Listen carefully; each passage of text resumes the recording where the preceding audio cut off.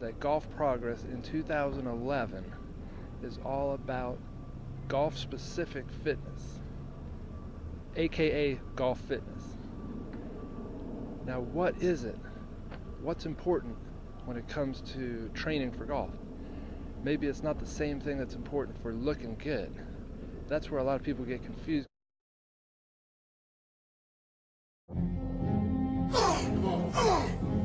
What people do a lot of times is they confuse fitness with aesthetics, you see. And looking good is not the same as functioning well. So you need to disconnect your idea of golf fitness from aesthetics, meaning body transformation type goals, losing weight, getting ripped, getting big, getting swole, whatever you want to call it. That's not what golf fitness is about. In fact, I would say it's the opposite. If you go in and work out like a bodybuilder, trying to attain golf fitness in the way that guys in the 80s on Venice Beach would be training.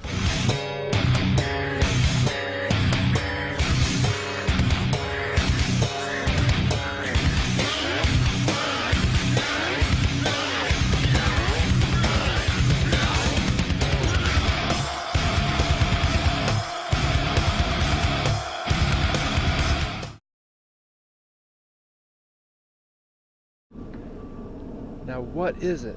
Golf fitness to me is about movement. How well can you move?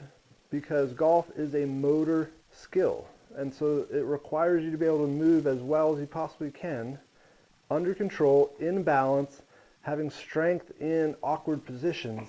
It's not about bodybuilding type muscle or powerlifting type strength or Olympic lifting type explosiveness. It's about being good enough in your joint mobility, in your strength, in your lower body stability, in your core stability. It's readiness and ability to then apply a technique on top of that fitness. And a lot of people out there who don't really appreciate golf fitness at all, they knock it because, well, you can't build your golf game in the gym. Going to the gym is not going to get you shooting lower scores by itself. And I completely agree with that. It's not by itself going to do that. But the problem that I see out there with the average mid-handicapper is they have these physical limitations that are preventing them from actually making the changes that their pro might recommend to them. So really, there's a foundational problem with that golfer that can only be remedied through attacking their fitness. I'm starting from a very low level. I'm going to do TPI assessments. I'm going to record them, and you're going to see how poor my golf fitness is. And you're going to watch mine get better, and it's going to inspire you to go out and do the same thing. I hope. So first one we're going to do is pelvic rotation. So arms across the chest, 5-arm posture. I want you to try to hold your upper body stable as you rotate your lower body or your pelvis.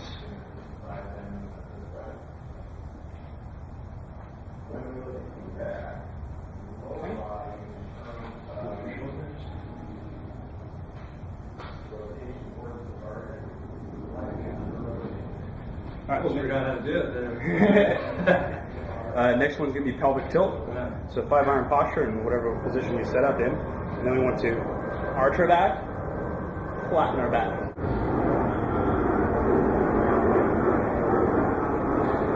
Alright, next one we're going to do is the opposite of the first. We're going to do torso rotation. So 5-arm posture, arms across the chest. Try to hold the lower body stable, rotate the upper body.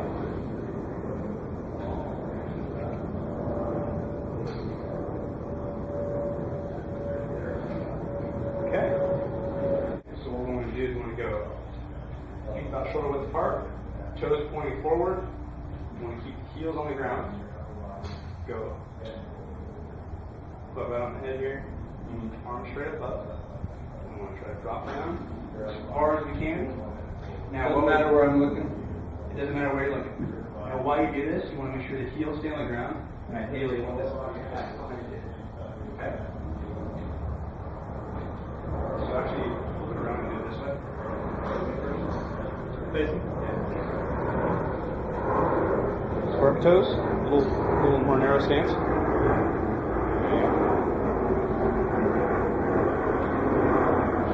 Okay, and let's do it again. This is from the side.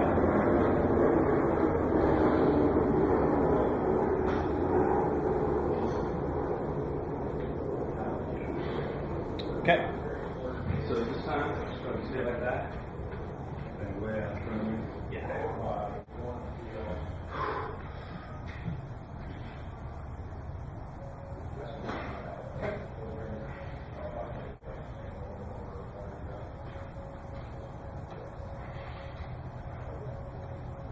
Okay, so we're going to do toe touch test. So we're going to go feet together, one hand over the other.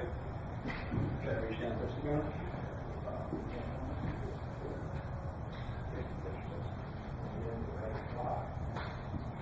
Alright. There we go. Okay. Feet shoulder width apart, stand nice and tall. Arm out to the side. 90-degree angle with the arm, and back as forward as we can. Okay, great. Okay, so can I say ball posture? Let's go. Back here.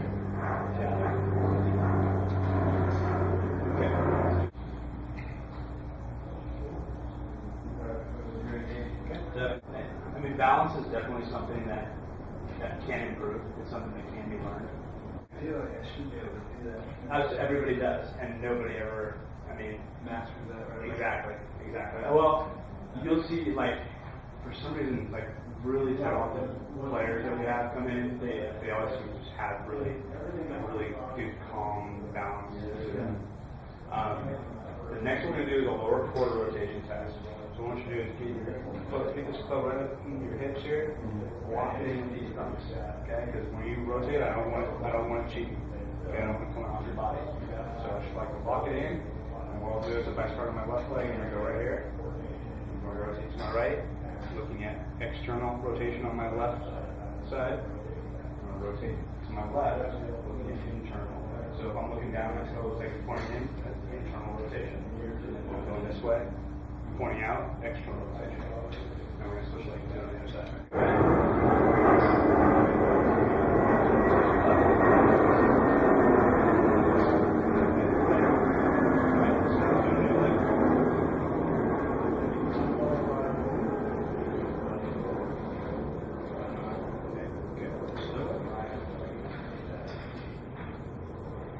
Okay.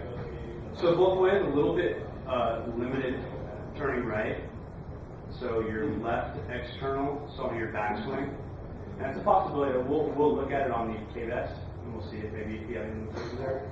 I get movement, but it's from my lower back. I got chronic lower back problems. If I can round out my back and do this, Right. if I have to keep my back straight, it can get to about 2 feet off. I mean, the biggest thing that we want to see with that is that you're able to hinge from your hips. Right.